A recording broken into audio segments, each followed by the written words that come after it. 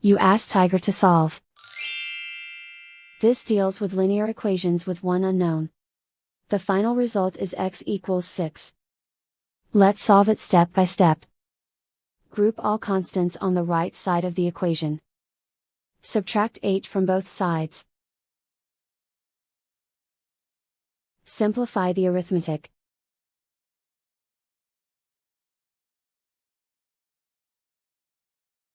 Isolate the x.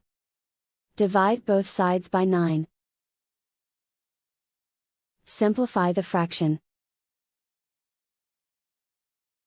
Find the greatest common factor of the numerator and denominator. Factor out and cancel the greatest common factor. And so the final result is x equals 6.